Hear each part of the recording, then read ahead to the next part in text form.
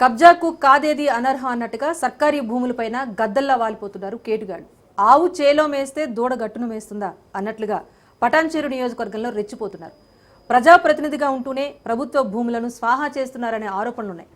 అటవీ, వాగు, పోరంబోకు కబ్జాకు కాదేది అనర్హం అన్నట్టుగా సర్కారీ భూములపై గద్దల్లాగా వాలిపోతున్నారు. దీనికి సంబంధించి సమాచారం మా ప్రతినిధి రత్నకుమార్ అందిస్తారు.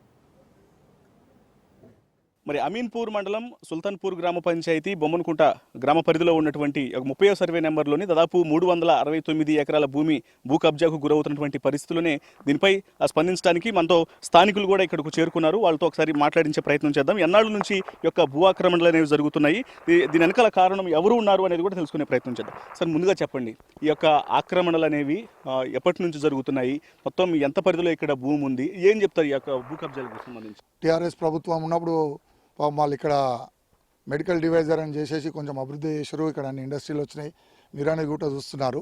కానీ కాంగ్రెస్ గవర్నమెంట్ వాళ్ళ మీద ఎన్నో మాటలు చెప్పి ఎన్నో రకాలుగా వాళ్ళను బదలాం చేసి మేము మంచి చేస్తామని చెప్పి వాళ్ళే ఇక్కడ వచ్చి కొన్ని వేల కోట్ల రూపాయల కుంభకోణానికి తెరదీయడం జరిగిందని మేము అనుకుంటున్నాం. కాంగ్రెస్ గవర్నమెంట్ వచ్చిన తర్వాతనే ఇది జరుగుతున్నది. మళ్ళీ ఇక్కడ ఉన్న స్థానికంగా ఉన్న నాయకులు, కాన్స్టెన్సీ లెవెల్లో ఉన్న నాయకులు కూడా మళ్ళీ దీన్ని ఈ ఎంకల్లో వచ్చి కూడా పట్టించుకున్న దాఖలు లేవు. మేమే గత వారం 15 రోజుల క్రితం కూడా ఎంఆర్ఓ గారికి కూడా మేము కంప్లైంట్ చేస్తే వాళ్ళే వచ్చి ఇవన్నీ కూడా కొన్ని గులగొట్టడం జరిగింది. అక్రమ కట్టడాలు, ఈ రోడ్లు ఏవైతే ఉన్నాయో ఇవి కూడా తవ్వినాయి, మీకు కనిపిస్తున్నాయి. ఇక్కడ ఇది కొన్ని 100 ఎకరాల భూమి. ఇది పాపం ఏమన్నా ఉంటే ఇక్కడ ఉన్న బొమ్మలకుంట రైతుల పేర్లు చెప్పేసి అలాగే ఓఆర్సీ ఉందని చెప్పేసి వాళ్ళ దగ్గరికి వెళ్ళి ఏవో ఒక రకంగా పేపర్లు రాపించుకొని వాళ్ళ పేరు చెప్పేసి చేస్తారు. మా యాసంటో ఏదైనా మాట్లాడితే మాకు వచ్చే డబ్బులు రానిస్తలేరని మనల్ని బదలంగా చూపెట్టే ప్రయత్నం కూడా ఈ భూ కబ్జాదారులు చూపెట్టడం జరుగుతుంది. కానీ మేము కూడా చెప్తున్నాం ఏంటంటే, ఎవరైతే ఓఆర్సీస్లు ఉన్నాయో వాళ్ళే వచ్చి ఇల్లు కట్టుకుంటే మేము సంతోషిస్తాం. ఎందుకంటే వాళ్ళకేమో ఓఆర్సీ ఉంటే కట్టుకోనికేమో అనుమతులు ఉన్నాయి, యువతలలో వచ్చి కొనుక్కొని కట్టుకోనికేమో అనుమతులు ఉంటాయి. అది ఎంతవరకు కరెక్ట్ అనేది మేము అడుగుతున్నాం. ఇది ప్రజెంట్ మంత్రి దామోదర రాజనరసింహ ఆధ్వర్యంలోని యొక్క కబ్జాలు అనేవి జరుగుతున్నటువంటి విషయాలకు సంబంధించిన ఆరోపణలు వస్తున్నాయి. ఇది ఎంతవరకు నిజము, నిజంగానే ఆయన ఆధ్వర్యంలో జరుగుతుందా? ఆయన వెనకాల కొంతమంది అనుచరులు, ఇక్కడ కొంత ఇతర వర్గాలను కూడా ఆయన కూడేసి ఇటు ఒకవైపున ఇటు ప్రార్థనా మందిరాలను ఏర్పాటు చేయడం కావచ్చు, ఆయన ఆధ్వర్యంలోనే కొంతమంది వ్యక్తులు ఇక్కడ మొత్తం కూడా ఈ పనులు చేస్తున్నారని తెలుస్తుంది. వీటికి సంబంధించి ఏం చెప్తారు? ఇది 100% కరెక్టే ఇది. కానీ మాకు పూర్తి వివరాలు తెలియదు, ఒక పేరు తీసుకోవడం కరెక్ట్ కాదు. కాకపోతే 100% కాంగ్రెస్ ప్రభుత్వమే చేయిస్తుందని మాకున్న ఇన్ఫర్మేషను. ఎందుకంటే ఇక్కడ ఆర్సీపురం నుంచి ఒక ముస్లిం వ్యక్తి సోయల్ అనే వ్యక్తి దీన్ని మొత్తం డీల్ చేస్తుండని చెప్పి, ఎందుకంటే ఈ విషయం మాకు ఎంఆర్ఓ గారు చెప్పారు. ఎందుకంటే మేము వాళ్ళ మీద కేసు కూడా చేసినాం రాజు గారు అని మాతో చెప్పడం జరిగింది ప్రభుత్వ అధికారులు. అంటే మేము ఏమంటున్నామంటే, ప్రజల భూమి కాపాడి ప్రజలకు చెందేటట్టు చేస్తే ప్రభుత్వం ఏదైతే హామీలు ఇచ్చిందో, ఏమని చెప్పింది ఆ విధంగా ఉంటే బాగుంటుంది.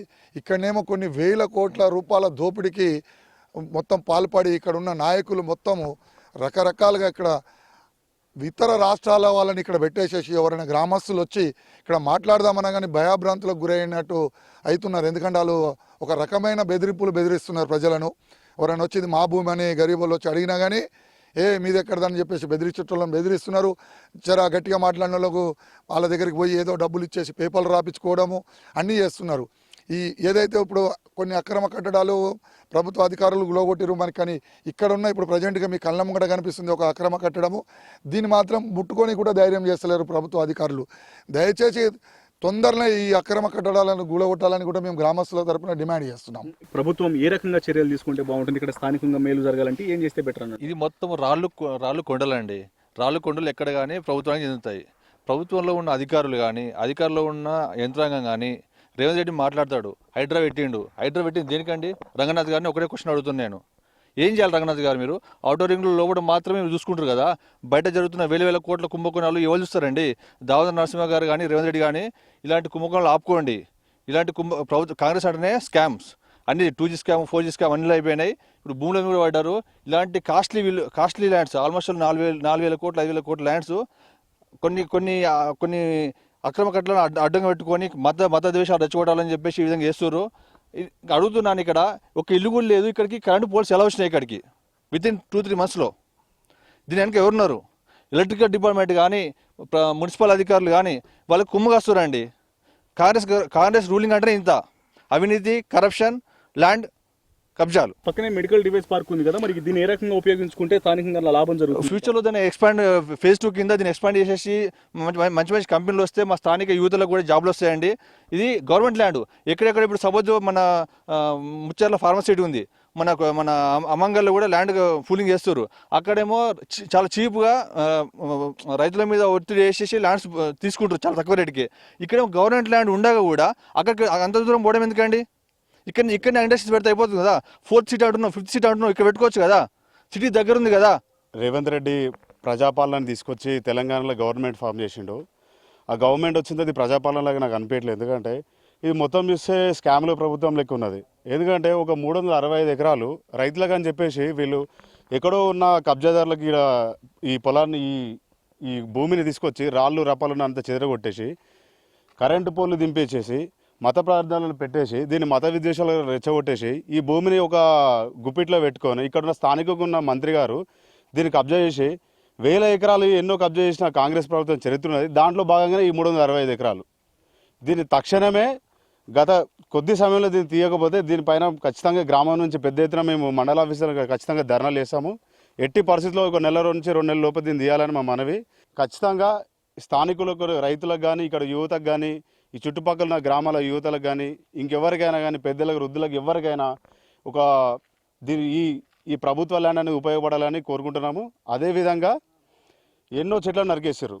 ప్రజాపాలన అని చెప్పిండు. ప్రజాపాలన అంటే ప్రజలతో పాటు పర్యావరణం కూడా ఉండాలి. కానీ ఆ పర్యావరణం లేకుండా చేసిన ప్రభుత్వం కాంగ్రెస్ ప్రభుత్వం. ఖచ్చితంగా హెచ్చరిస్తున్నాం మేము. ఇక్కడ ఖచ్చితంగా చెప్తున్నాం మేము, ఈ 365 ఎకరాలు ఇక్కడున్న గ్రామస్తులకు మాత్రమే దక్కాలి. లేని ఎడల ఖచ్చితంగా మేము పోయి మున్సిపల్ ఆఫీస్ దగ్గర మేము కొట్లాడతాం. ఇది గ్రామాలకి మా వాళ్ళకి రావాలని చెప్పేసిగా మేము కోరుకుంటున్నాము. మాకు దాదాపుగా ఒక 5,000 నుంచి 6,000 మంది ఉంటున్నాం ఈ ప్రాంతంలో. మాకు ఒక గజం కూడా దేవాలయానికి స్థలం లేకుండా ఉన్నారు.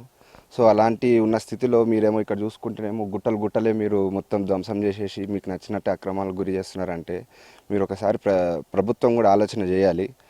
మీ వల్ల కాకపోతే మాలాంటి యువకులకు చెప్పండి, మేము ఆలోచనలు ఇస్తాము. గవర్నమెంట్ భూమిని ఎలాగైతే ఉన్నదో దాన్ని ఎట్లా అయితే వినియోగించుకోవాలో మాలాంటి యువకులకు అడగండి, మేము చెప్తాము. మీరు నేర్చుకొని కనీసమైనా కానీ ఎట్లా ఉపయోగపడాలి ప్రజలకు అనేది మీరు తెలుసుకోవాలని చెప్పేసి నేను తెలియజేస్తున్నాను. ఈ గ్రామం తరపు నుంచి రావడానికి కూడా చాలామంది భయానికి గురవుతున్నారు. ఏం జరుగుతుంది ఇక్కడ అనేసి తెలుసుకొని ఈ ఏదైతే జరుగుతున్నదో ఇది ఏది కూడా మీరందరూ గవర్నమెంట్ కొంచెం బాగా దృష్టి పెట్టేసేసి ఇంత భయాందోళనకు గురి చేయటం అనేది కూడా కరెక్ట్ కాదు.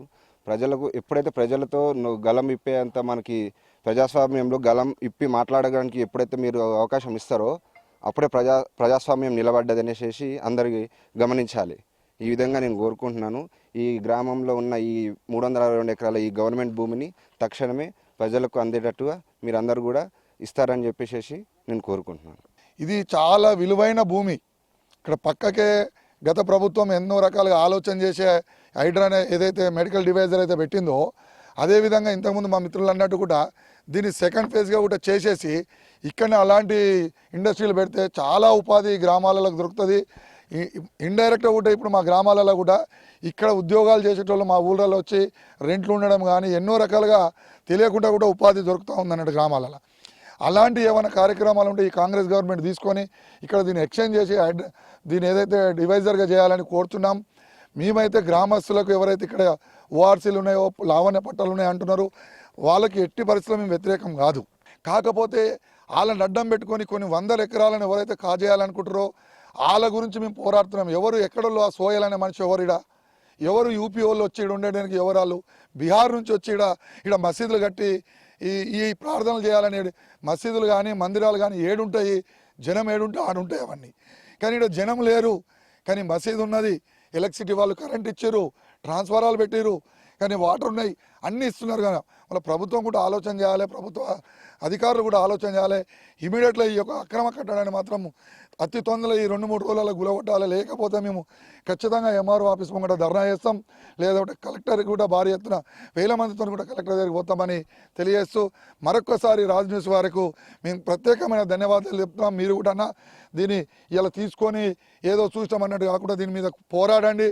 మీకు పూర్తిగా గ్రామస్తుల నుంచి సపోర్ట్ ఉండమని రాజ్ న్యూస్ ఛానల్ వారికి కూడా మేము తెలియజేస్తున్నాం.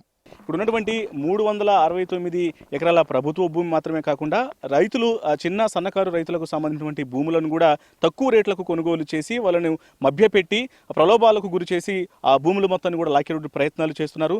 పక్కనే మెడికల్ డివైస్ పార్కు ఉంది. ఈ 369 ఎకరాల్లో కూడా దాన్ని ఫేజ్ 2ని స్టార్ట్ చేస్తే స్థానికంగా ఉన్నటువంటి యువతకు ఉపాధి దొరుకుతుంది, నిరుద్యోగ సమస్య తీరుతుందంటూ కూడా ఇక్కడ ఉన్నటువంటి స్థానికులు మొరపెట్టుకుంటున్నారు.